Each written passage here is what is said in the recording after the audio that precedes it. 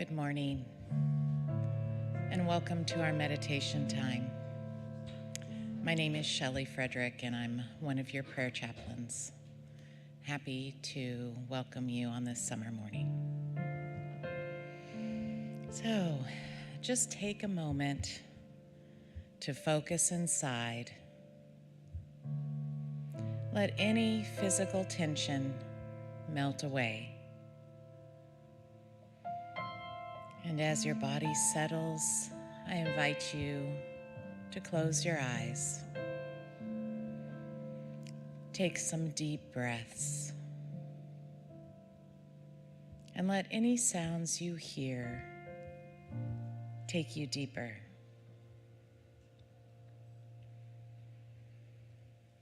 Feel your mind grow quiet.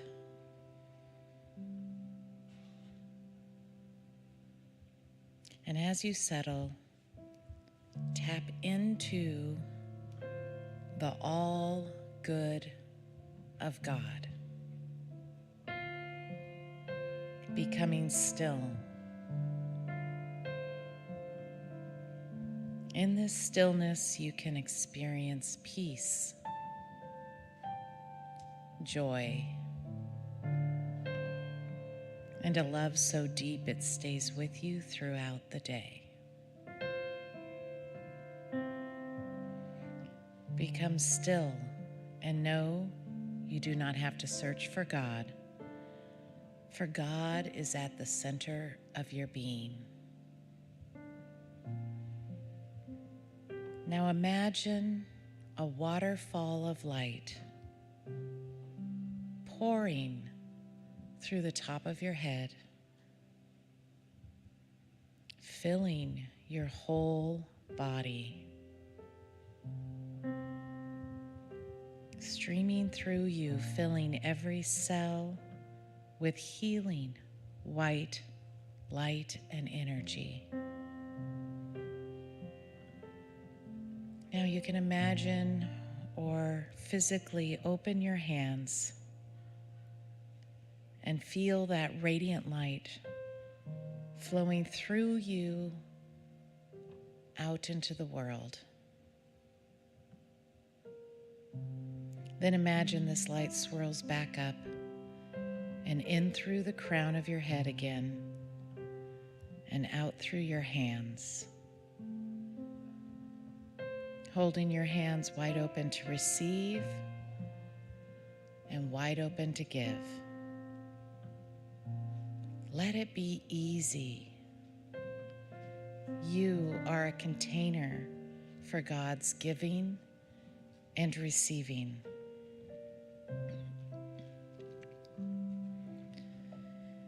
And as we go into the stillness, you can take this image of a waterfall of God's radiant light into the stillness and be open to what it is bringing you. Rest in the silence now.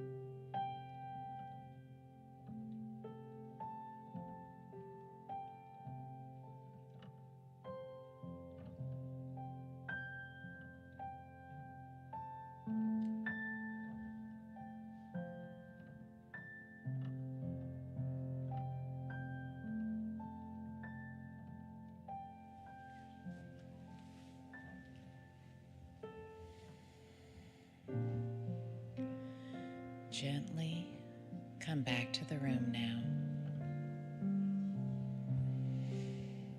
As this sacred silence comes to a close,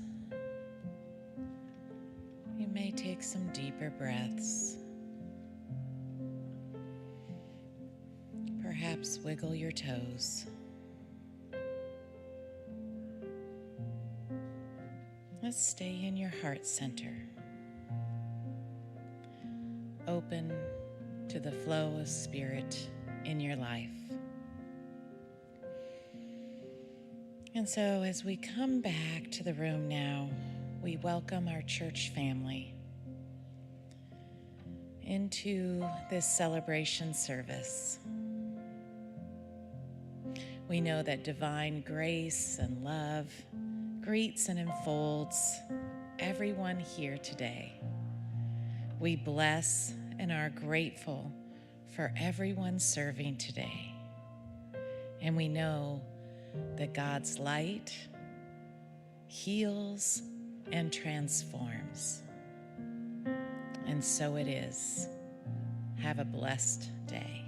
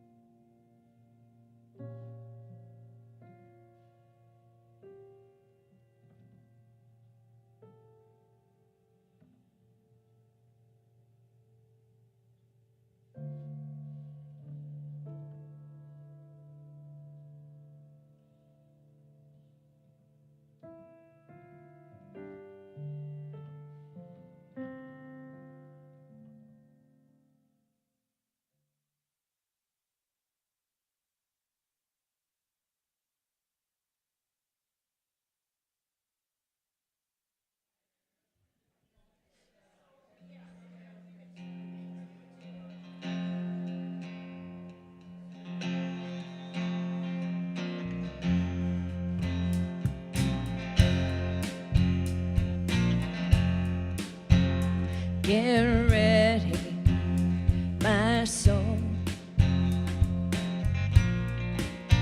I'm diving in. Get ready, my soul.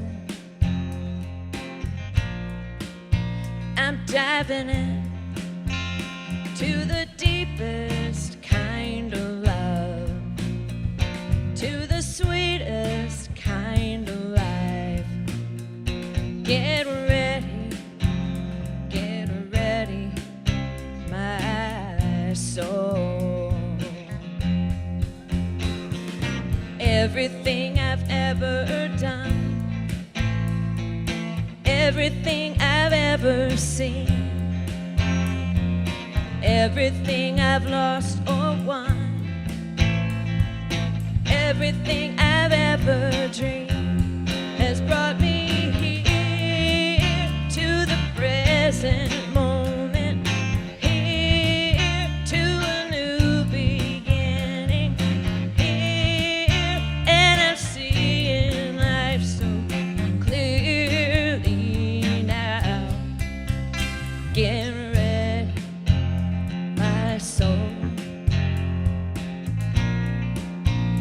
diving in, get ready, my soul.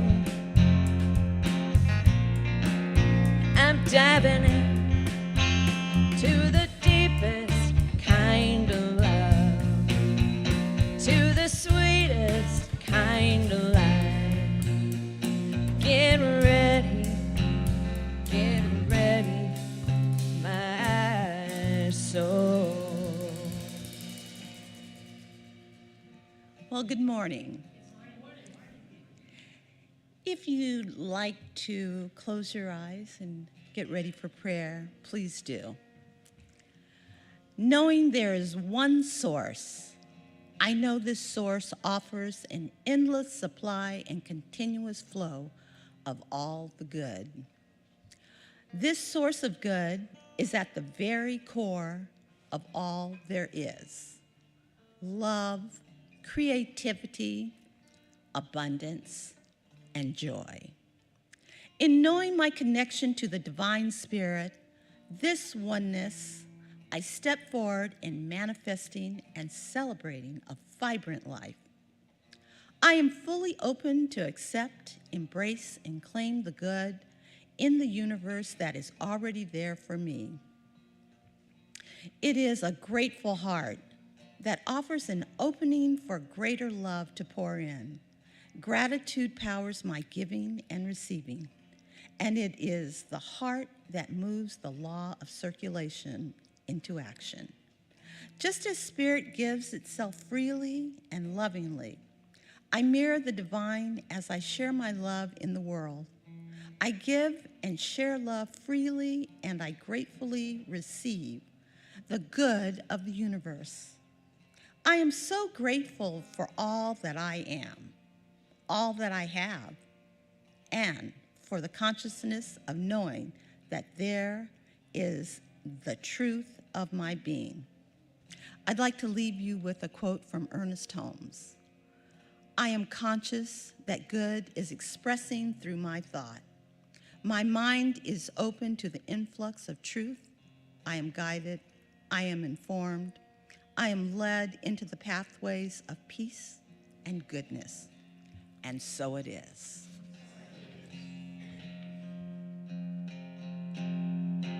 Here I go, deeper, deeper, deeper than I've ever been before. Here I go, closer, closer, closer to my sacred source. Here I go, deeper, deeper, deeper than I've ever been before. Here I go,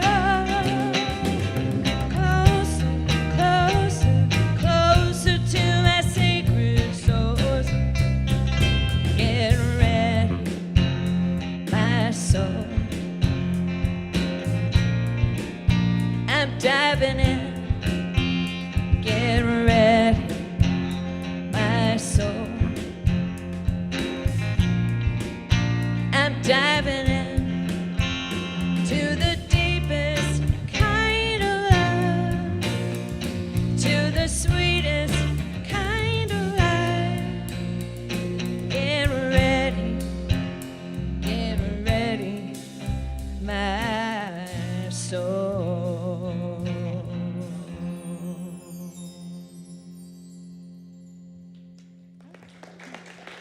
Thank you. And now if you'll all rise, if you're able, and I welcome you to greet each other. We are the light, we are the light, we are the light in this world.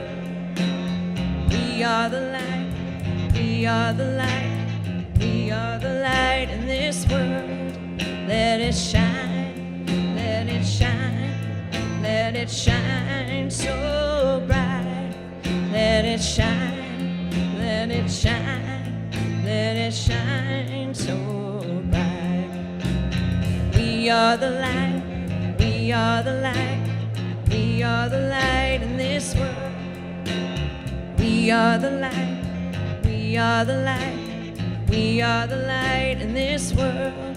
Let it shine, let it shine, let it shine so bright.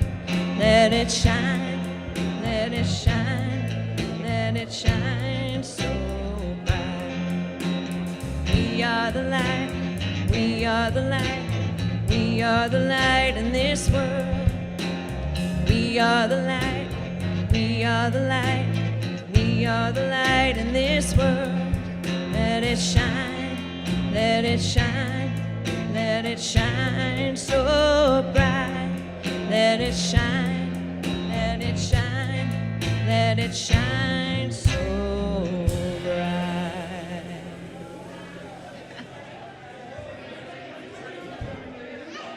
All right.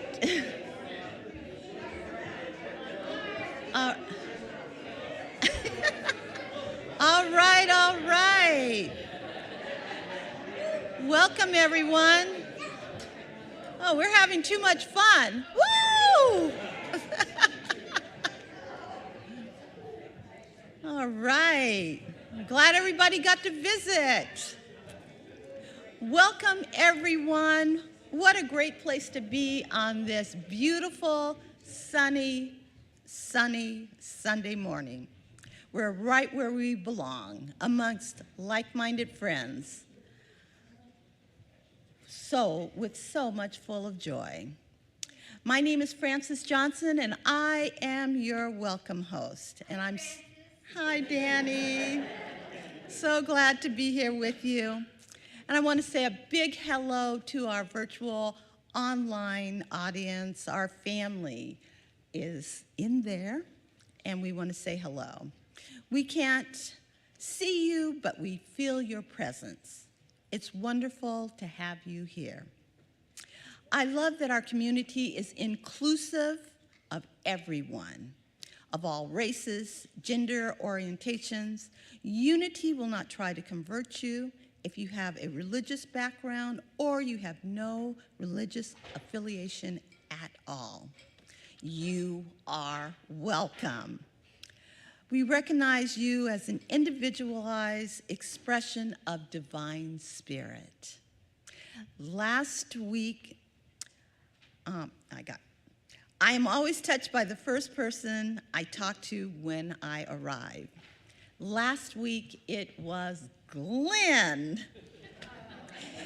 You made me feel welcome with your warm smile and your infectious laugh. And what a great sense of humor you have. I just love it. We celebrate everyone's presence here today. We are truly blessed. Happy Sunday.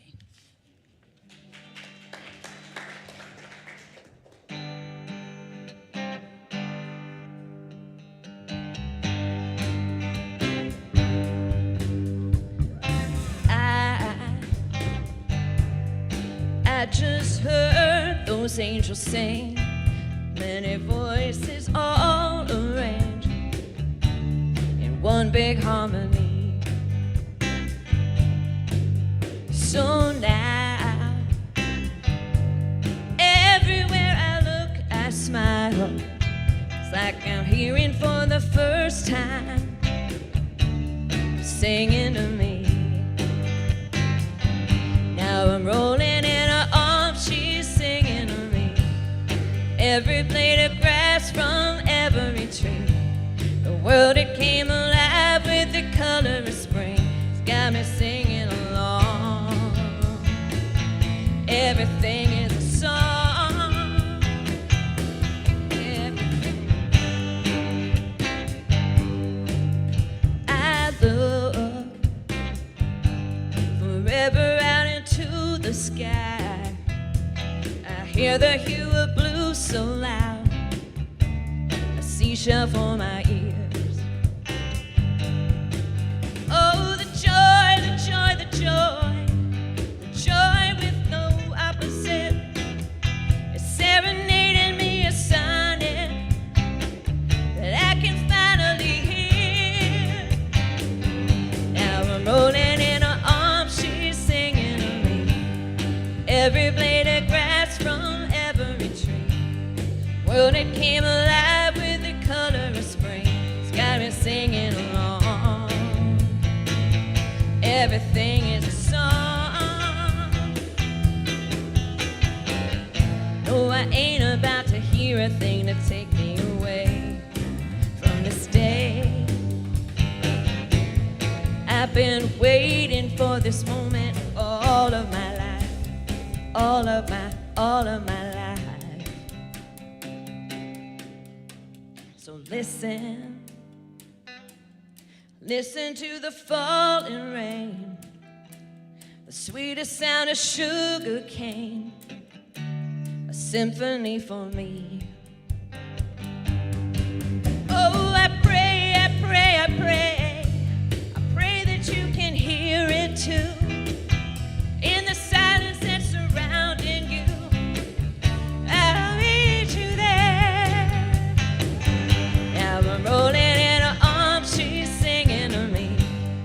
Every blade of grass from every tree, a whisper to a shallow as deep as the sea. It's got me singing along. Everything is a song. Hear the pine trees sing to the sun. I can hear the birds, they're all having fun. Gonna sing along to the rhythm of one. Yeah, I'm singing along. Everything is a song. Everything.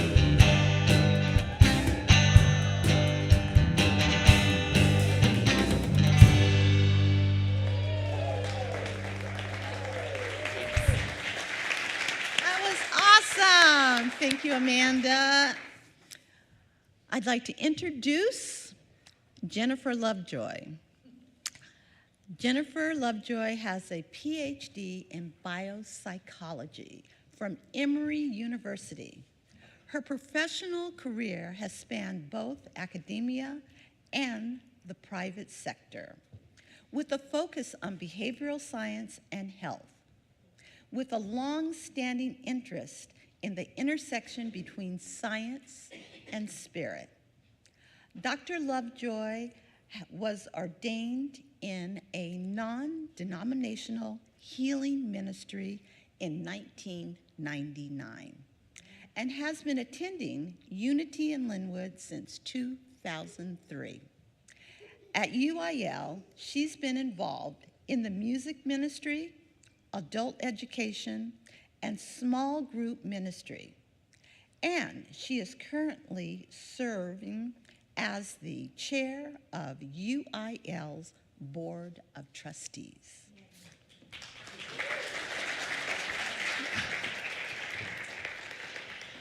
Well, good morning, Unity in Lynnwood. It's so great to see everybody this morning, and welcome to our folks online, our social media, and we'll invite you in a moment to go ahead and put your name in there, and we'll honor you in a minute. But while we do that, I'll let you know that Richard and Matthew are in San Antonio, Texas today at the church of our former associate minister, who is now the senior minister there, Reverend Nina Clark. So they are doing the lesson, and they did a concert last night, and I saw that it was going to be 103 there today. So let's send them some love and some cooling energy, and they will be back here later this week. So we will welcome them back next week. So we have got some folks here online.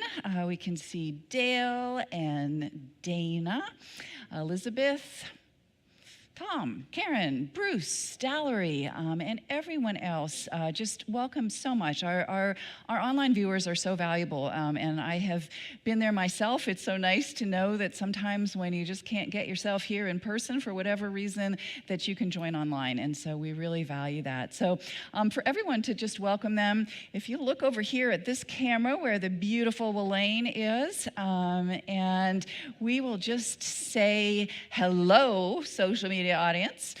Hello, hello. We welcome you. We love you.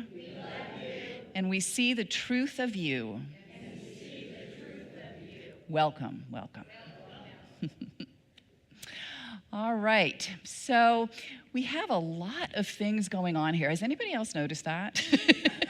It seems like we've got quite a, yeah, Jerry's just sleeping here, I think. We just moved in to do this. So there are many things going on, and it's great because there's really something for everybody, whatever your interests are.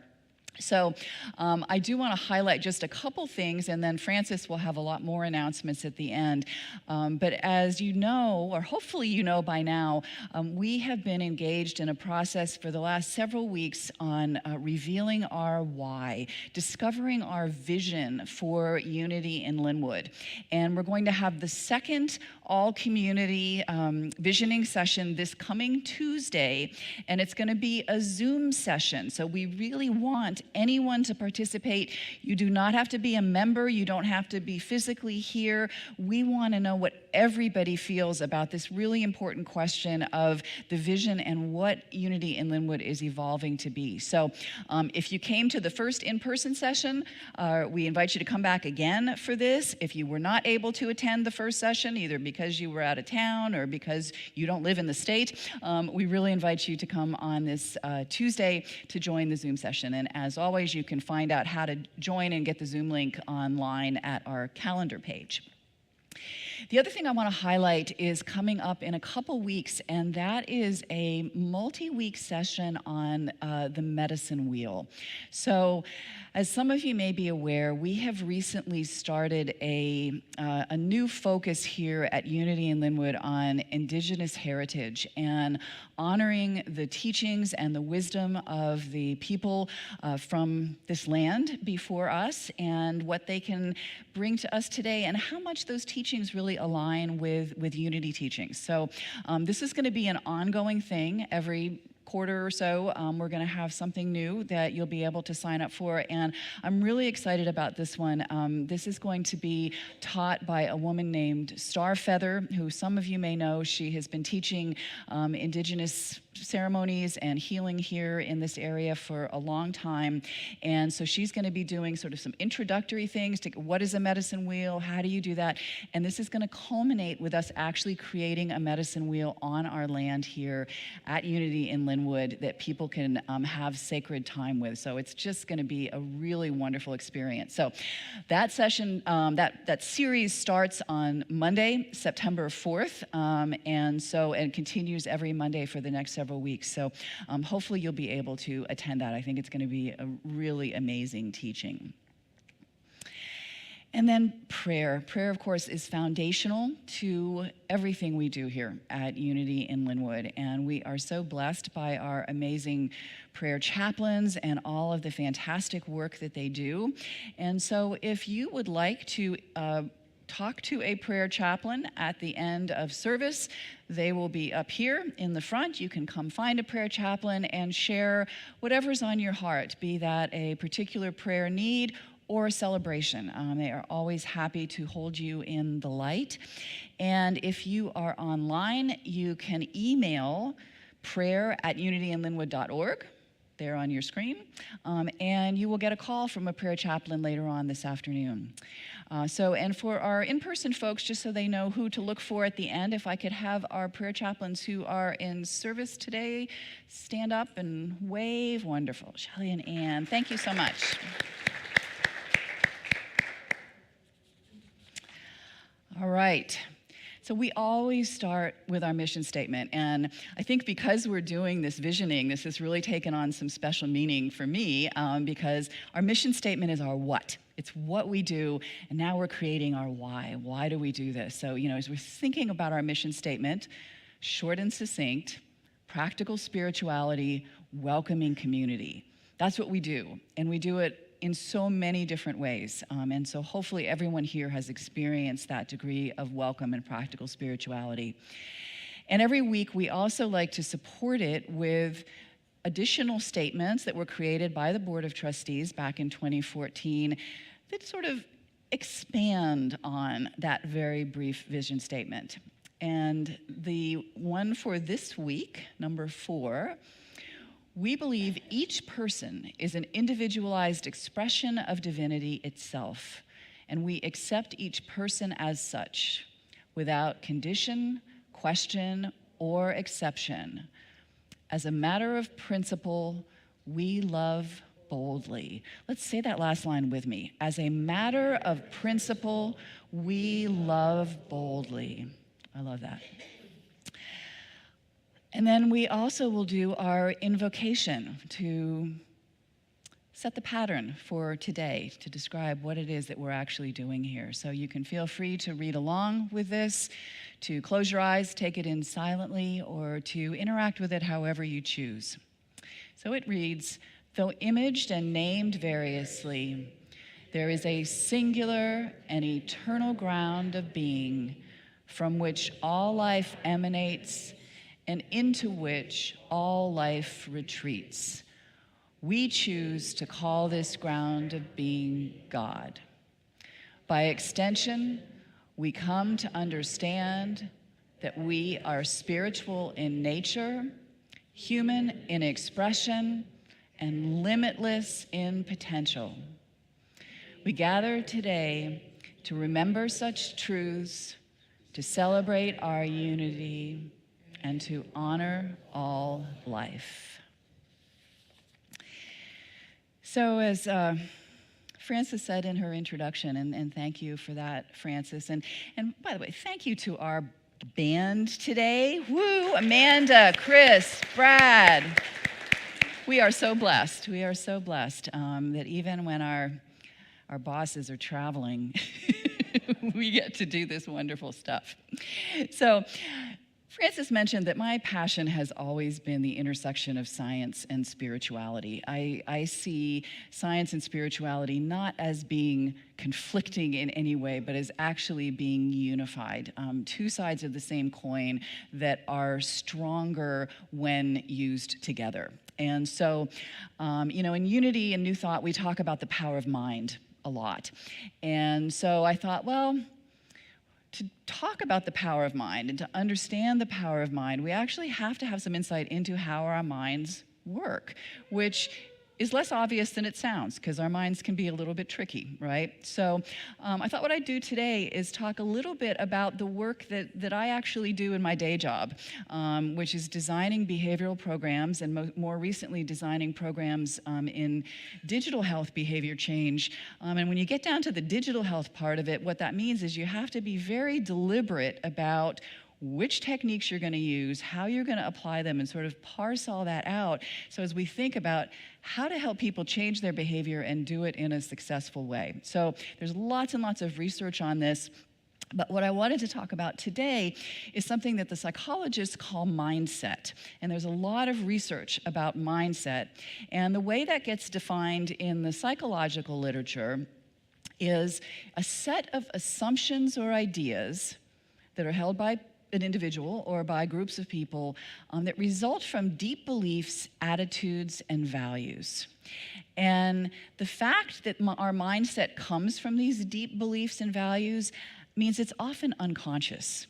It is so part of our being, it is so part of our essence that we really don't even realize it. It's kind of well, that's just the way the world is, right? Even though somebody else and somebody else and somebody else might have their own mindset about how the world is. So that can make it a little bit tricky if we want to change our mindset. And mindsets are important because they frame our thinking. They actually guide how we are going to view the world, and therefore they impact our behavior and our whole journey through this world. So it's important to think about what a mindset is. So today I want to talk about two different types of mindsets that have been, again, studied pretty extensively. The first is a pair, growth mindset and fixed mindset, and then we're going to talk about health mindset. So if you worked in education at all, or if you have young children or grandchildren, you may be familiar with the idea of growth and fixed mindsets, because this has been embraced by particularly the elementary education world now for at least the last 10 years or so. And the idea is that people look at the world in two broad ways. If you have a fixed mindset, you believe that whatever traits you possess, whatever your intelligence level is, whatever your talents are, that those are things that you're born with and there's nothing you can do about it, you're never going to change. Okay? That's the fixed mindset. If you have a growth mindset, you look at those things and say, well, these are things that I can develop. These are things that I can work on. They're not static, they're not fixed, and we can actually make this work. And we're all a mixture of fixed and growth mindsets. And in fact, one of the things I discovered when I first really started diving into this is, for me, I found that there are certain things that I have a fixed mindset about, and other things that I may have a growth mindset about. So we're always going to have that mix. But basically a fixed mindset, which has been shown in the research to be more challenging, especially for kids, but this impacts us as we grow older as well. It is associated with avoiding challenges, because everything's fixed. Why should I challenge myself to do it? It's too hard. I don't want to try. But I should be rewarded, even if I don't try, because that's just the way the world should be. If somebody tells me I'm not doing a good job, I'm kind of like, yeah, okay, I don't want to hear that, right? It's so hard to handle criticism. And when others are successful, that's seen as threatening, because it's like they have something that I don't. And so those are the things that have been isolated to sort of characterize people who really have a strong fixed mindset. On the growth mindset side, we embrace challenges. We believe that we can train ourselves. Now, maybe not to the ultimate level, but we can always learn, we can always grow. Effort is a path to mastery. So, when we're making that effort to do something, it's not such a slog. It's like, okay, I really want to master this. I'm challenged by it. I'm excited by it. So you can see it just puts you more into that curiosity frame. And then we're inspired by the success of others. Wow, look at what that person could do. I love watching tremendous, athletic performers or musical performers, because it's like, wow, the amazing things that they can do with their human body or their brain. Chess masters, wow, how do they do that? Now, I will never be a chess master for sure, but I could learn to play chess and have that experience. So that's the difference. And what the research has shown, that people who have a growth mindset do better academically, so children all the way up through college will do better. They're more likely to take advanced courses because they're open to being challenged, and they're less aggressive toward their peers. So there's sort of a calmer aspect. Importantly, people with a growth mindset have fewer mental health problems, so they tend to be a little bit more able to cope, healthier coping skills, and they are more likely to engage in healthy behaviors, diet, exercise, and so forth. So a growth mindset is a good thing to work towards, and to recognize whether that tends to be where you naturally be or not. And it can be trained. So to train it, the first thing you have to do is recognize where you are. And so you kind of have to monitor your thinking. This is a self-awareness. Are you someone who habitually says things like, well, that is just the way it is, or she must be a natural born leader. He was born with that athletic ability, and there's really nothing I can do to be like that. So those are just some clues and again, looking at different aspects of your life to see, do you just tend to believe that that's how it is or not? So a couple ways to enhance growth mindset: focusing on the effort, not the outcome. And this, again, if you have kids, this is probably what you've seen in school, because teachers are now really trained to say, especially of younger kids, praising the effort, how hard you work, not just, oh, you got a good grade, terrific, good for you, you must be really smart. No, you worked really hard. And problem solving. So it's not just praising the effort, it's saying, okay, let's help you. Maybe you didn't do so well this time. How can we help you the next time? Reinforcing the idea that failure is learning, right? Every time we fail, every time we learn, we are literally rewiring the brain, and that pathway in the brain is getting stronger and stronger. And my favorite, embrace the word yet. I can't do that yet. I don't have enough faith yet. So that the power of adding that yet at the end of whatever you're looking at is really important. Now, in terms of applying this to our Unity teachings, I have to say that there is no mention of growth or fixed mindsets anywhere in anything that I could find, but I think the general idea is there. And I found something, I was reading Eric Butterworth's Practical Metaphysics. He's a Unity teacher and former Unity minister. And he says, few of us ever use more than a small part of the God power within us. Because we accept all sort of standards based on our past history and experience. I know I can't do that because I never could. Fixed mindset, right?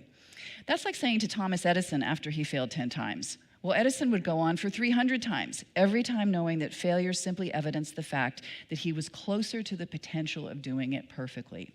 And if you've read anything about Thomas Edison, he really is the perfect example of a growth mindset, failed over and over and over again, and every time it's like, I'm getting closer. He didn't get discouraged about it. It was like, I'm learning, and of course, ultimately had tremendous success. So I do think it applies to how we look at ourselves in our process. So now I want to talk about health mindset. So as you might imagine, just thinking about knowing what a mindset is, well, health mindset is just mindset applied to health. What do we believe about health? What do we believe about health behaviors? And what do we believe, sort of culturally and in a broader sense, is going to impact our health and our health-related behaviors?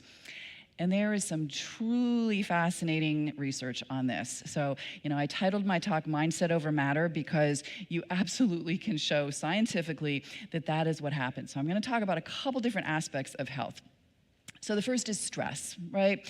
Now, I think probably everybody has heard that chronic stress is bad for you, right? Chronic stress causes all kinds of health problems. It causes mental health problems. All you have to do is open any magazine or go online and you can read all the reasons why health is bad for you, or why stress is bad for you.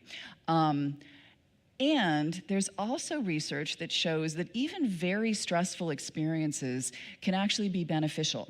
There's something called post-traumatic growth, as well as post-traumatic stress. So some people come out of a very traumatic experience actually having experienced tremendous growth spiritually, psychologically, emotionally, in other ways. And so what researchers at Stanford have found is that when people are taught to deliberately reframe stress as something positive and beneficial, rather than harmful or debilitating, they actually have a better physiological response to stressors. So you put them in the lab, you make them do mental math, and after they've gone through this training, their stress hormones don't rise as much, their mood stays better, they're more likely to interact, so it changes the physiology of what's going on. They've also found that this idea of a stress is enhancing mindset is associated in general with lower stress hormones. So you're not getting the adverse effects from stress that you can read all those magazine articles about, right? So definitely looking at that. There's actually a great TED Talk on this too, if you want to look at that, on positive aspects of stress, and stress is enhancing. So what about exercise? It turns out that someone's beliefs about their relative level of physical activity compared to their same age peers is a very strong predictor of longevity, regardless of their actual levels of physical activity. I'm going to say that again.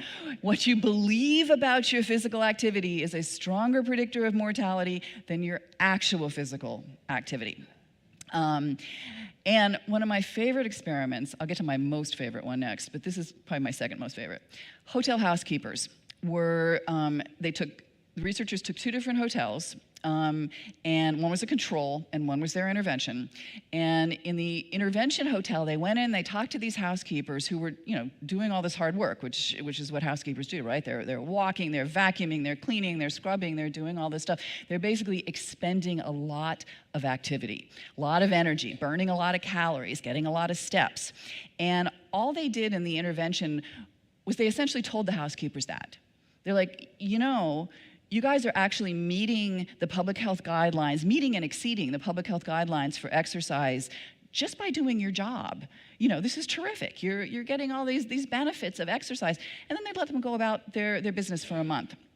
Well, after a month, that group in the intervention hotel who had gotten the training on, well, hey, you're actually already doing this, even though they had not noticeably or intentionally changed anything about their exercise or diet habits, had lost weight and had lowered their blood pressure compared to the housekeepers in the control group who had not gotten that intervention. So awareness of life, what we're doing, how much we're getting, again, that belief that, wow, I actually am doing something that is making me fit. I am doing something. And, rather than buying into, oh my gosh, I'm going to do this really hard job all day, and then my doctor told me I have to go home and walk for 30 minutes. It's like, figuring that out, balancing that. So that was a very fun outcome.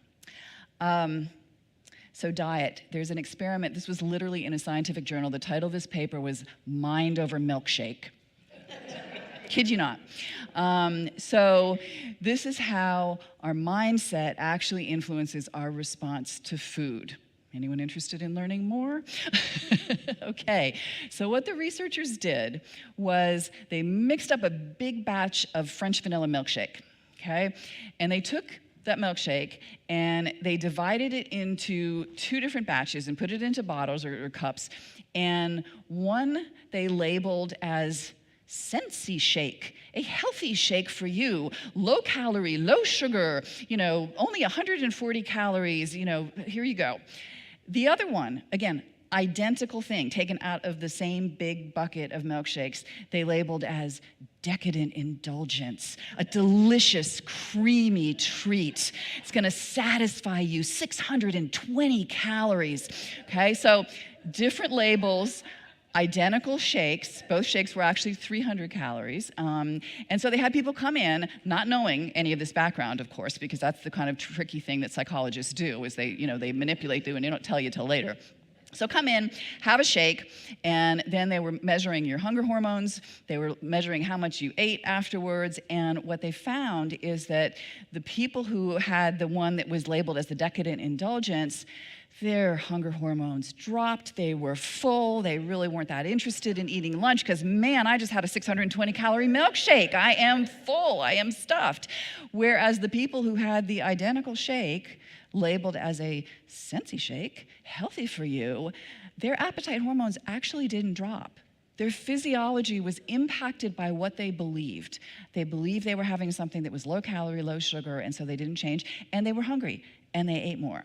So there's a lot more research like this that shows that really, when we believe that healthy food is cardboard, nasty tasting stuff, and it's not going to nourish us, but we have to eat it because it's good for us, it doesn't really have the benefits as when we enjoy healthy food in a tasty way because we want it, not because some public health person out there is telling us that we should eat it. So, and the last thing I want to touch on is mindset and aging. So this is another aspect of health mindset. But again, what the research shows is that people who believe that aging is inevitably associated with physical decline, cognitive decline, actually die earlier than people who don't have that belief, again, regardless of their actual physical state.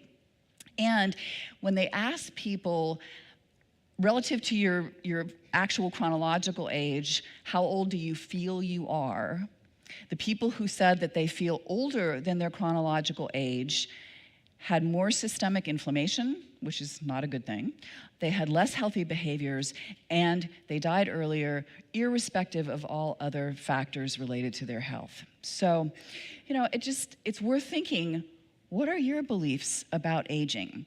Now, this is an area, and mindset, I do think the way Unity often phrases this, not so much for the individual mindset, but for that group mindset, is race consciousness. If you read any of the New Thought writers from the late 1800s, early 1900s, they talk about race consciousness. Now, this is human race, not ethnicity.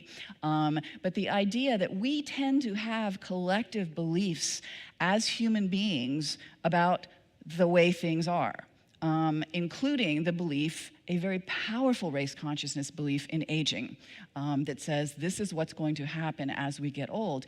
And it's difficult as an individual to resist race consciousness when it is that powerful, which is why we have communities like this and wonderful prayer chaplains and, to help remind ourselves that race consciousness does not define reality. But it's tricky, and aging, I think, is a really tricky one to keep monitoring for ourselves. So fortunately, we actually do have a lot in Unity thought around aging. Myrtle Fillmore, in her healing letters, writes, "The race mind introduces into the consciousness the thought of age." So that's it. It's the race mind introducing into our consciousness the thought of age. The age belief says that at a certain period, the body begins to grow a little sluggish, take on flesh, and be less alive. The cell structures respond to the error belief, and the person becomes tired easily, the body slows down or suffers from pains. All this, you see, is mental, says Myrtle. But she goes on, because remember, in unity, we are taught that we are triune beings. We are mind, body, spirit.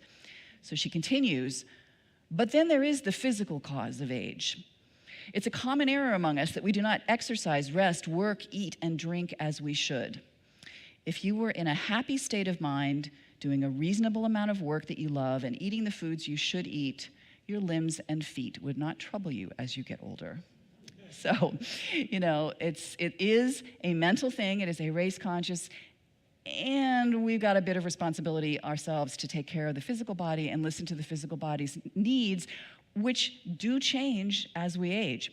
Now, one of the things both Charles and Myrtle talk about a fair amount is the constant renewal of the body. So even back in the early 1900s, it was known among scientists that body cells turn over relatively frequently, and what you'll often hear is the average of every 7 years, every 7 to 10 years, and that has been borne out, and we know that there is some truth to that. Now, different types of cells in the body turn over more or less quickly. The skin cells actually turn over very fast. Every couple weeks you have a complete set of new skin cells. So why the crow's feet stay when they're literally brand new cells?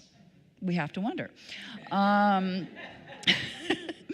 So, now there are things that science has shown do happen as we age. There are changes in our DNA. The cells don't replicate quite as well. But a lot of it, science does not understand why we age, despite huge amounts of research, lots of basic science stuff being done. So, I think that the Unity teachers had something going. And I want to close before we go into our affirmation and meditation, actually with a quote from Charles Fillmore on age. And I love this because he actually tells us what he did in detail to address this question. So when Charles Fillmore was nearing 50, he wrote this in Unity magazine. About 3 years ago, the belief in old age began to take hold of me. I was nearing the half-century mark. I began to get wrinkled and gray, my knees tottered, and a great weakness came over me. I didn't discern the cause at once, but I found in my dreams that I was associating with old people, and gradually it dawned on me that I was coming into this phase of race belief. So I spent hours and hours silently affirming my unity with the infinite energy of the one true God. I associated with the young. I danced with our boys, sang songs with them, and for a time took on the frivolity of the thoughtless kid. In this way, I switched the old age current of thought. Then I went deep down in my body and I talked to the inner life centers. I told them with a firmness and decision that I would never submit to the old age devil. I was determined never to give in, and gradually I felt a new life current coming up from the life center. It was a faint little stream at first, and months went by before I got it to the surface, but now it's growing strong by leaps and bounds. My cheeks have filled out, the wrinkles and crow's feet are gone, and I actually feel like the boy I am. And being the skeptical scientist, I actually went and Googled images of Charles Fillmore later in life, and I have to say, he does look remarkably young. His face is very smooth, his cheeks are full, his hair's white, but, so you can tell it's an older picture, but I think he really had something going on. So mindset has a tremendous impact on everything we can do in all aspects of our life and well-being. So we're going to do an affirmation now. And this is a fun one I pulled from Life and Teachings of Masters of the Far East. And so if you remember when I talked in June, affirmations work not because we just say them by rote, but because we really feel the consciousness of them. So I'm going to say this once and just let you close your eyes and take it in. The divine alchemist is within my body temple, constantly coining new and beautiful baby cells. Now take a deep breath, relax your body, open your mind, become willing to really receive this into yourself. And let's say this together. The divine alchemist is within my body temple, constantly coining new and beautiful baby cells. And let's just take that thought into meditation. Have a brief period of meditation. where we really tune within, to that center within our being, and know that there is only one thing happening here, always and ever, which is the presence and power of the Holy Spirit.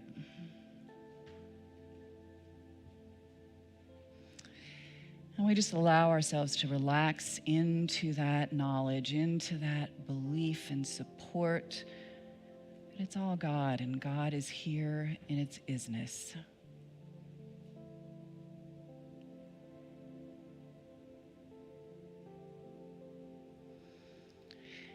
And from that place of support and safety, just internally make some statements that will help address our mindset. And the first statement of power always begins, I am willing. And I'll let you fill in whatever you want, but maybe it's, I am willing to accept the perfect health of my body. I am willing to accept harmonious relationships. I'm willing to accept peace. So just take a moment and to yourself within, just say, I am willing, and fill in the blank. What are you willing to do for your spiritual and personal growth right now?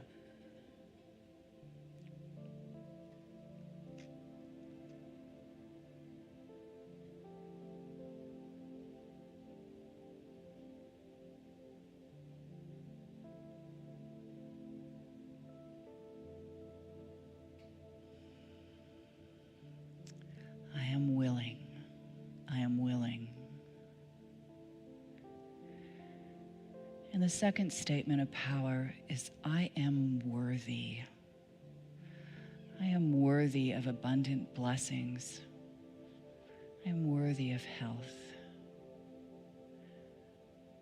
So again, look at what you are perhaps thinking about lately and just fill in the blank for yourself. I am worthy of what?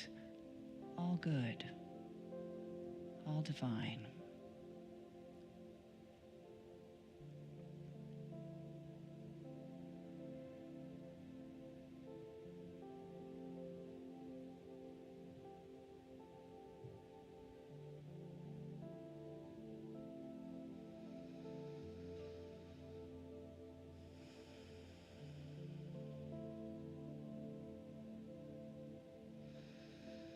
I am worthy, and I am willing.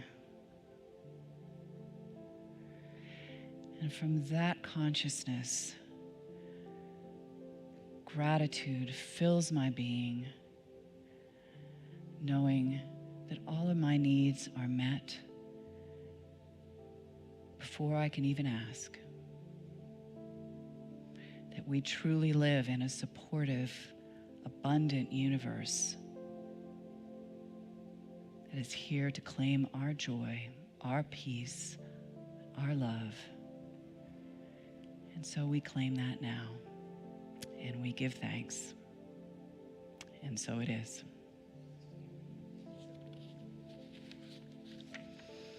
And amen. Thank you.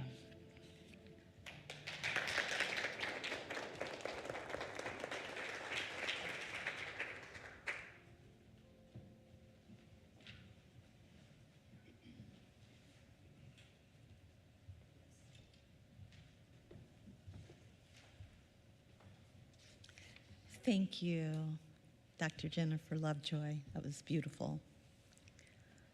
A great fundraiser is a broker for the sacred energy of money, helping people use the money that flows through their lives in the most useful way that is consistent with their aspirations and hopes for humanity, by Lynn Twist. We offer opportunities to practice giving and receiving that we might cooperate with the reciprocal nature of the spiritual universe. In other words, while your giving matters to us, we suggest your giving to matter to you as well. Electronic giving options will appear on your screen. For those choosing to give a physical gift, the ushers will gratefully pass baskets. If you would like information about UIL's regular giving, planned giving, or legacy giving, please grab a Giver's Circle brochure or write Dr. Richard directly. For those already participating, we extend a special thanks.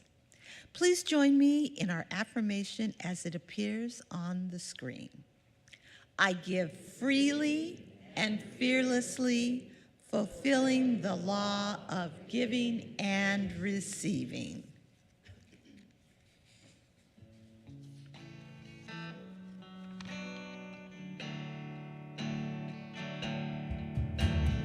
Blessed always, blessed always, for the arms of God surround us.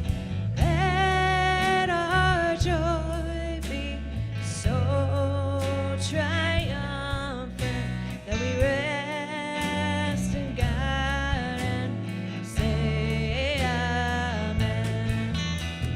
Blessed always, for the arms of God surround us. Let our joy be so triumphant that we rest in God and say amen.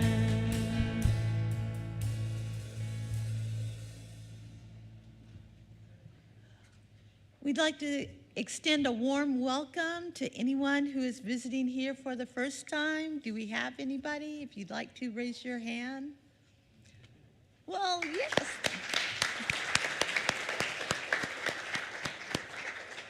Well, I'd also like to give a thank you for coming.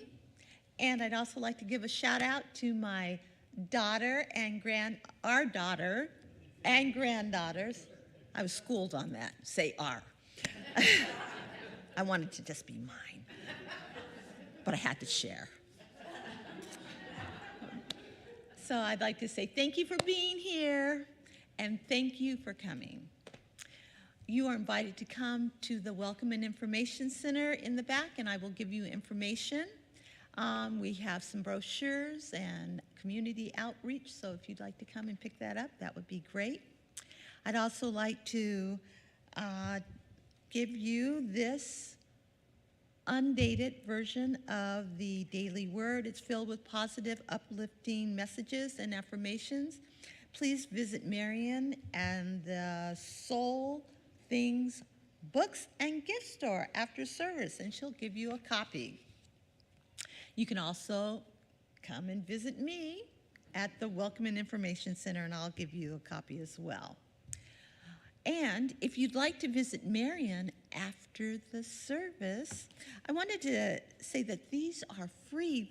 I have a bunch of them, and they are affirmations. So you can, like this one says, I am grateful for all that I have, all that I give, and all that I receive. And then I have another one. I am a creator of worlds. May my creations bless the family of life. Free. So, please take a look at the informational cards in front of you in your seat backs, and they are chock full of information. So take a look at them at your leisure. All right. And you're invited to come to the Friendship Hall after service today to talk, have fun, meet some people, talk to your friends, and have some delicious snacks. And I'll see you there. Invitations, we have a lot of them. Please register for all events by visiting the calendar page at www.unityinlynnwood.org. Among UIL's small group ministry offerings gather to read, discuss, and savor the hidden beauty of Lao Tzu's masterwork, the Tai Chi Ching. All are welcome as we explore this 2,500-year-old text facilitated by Philip Patzer. Philip, are you here today? No. Okay. And here's the book and that it will be. This series will feature his book, Tao Te Ching, A Fresh Look at Ancient Wisdom, available in the UIL gift shop. So register for this and come get his book. Would you like to become a member of UIL or just refresh your knowledge of basic history and teachings?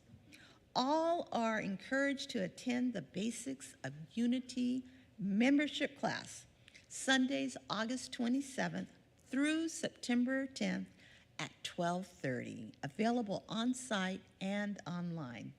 This is a requirement for membership, and yes, online viewers are eligible. UIL's women's group will gather for the first of 2 visioning sessions. All are invited on September 2nd at 9:30 a.m. for food, friendship, fellowship, and brainstorming. And on September 16th, there will be 2 events. The men's group invites you to build community through a shared group project, spiritual communion, and then fire up the grill for a relaxing barbecue lunch.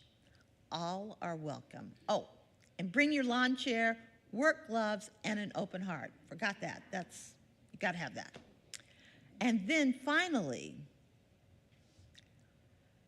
our registration is open for Dr. Richard's 10th anniversary celebration and reception to start at 6 p.m. Return the next morning for a service and afternoon concert with David Namoud in person. That's going to be fabulous. So thank you, Amanda and Bradley and Chris, and thank you, Dr. Jennifer Lovejoy. So let's just close with prayer.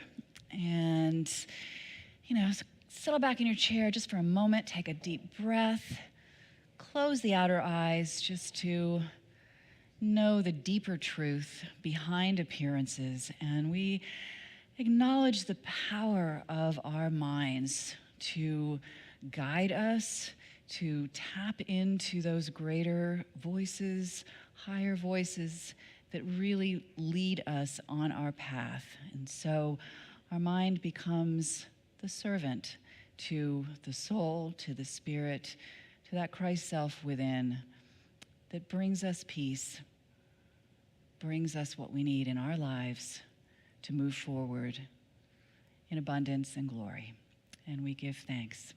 Amen. And we will close as we always do with sung words of blessing.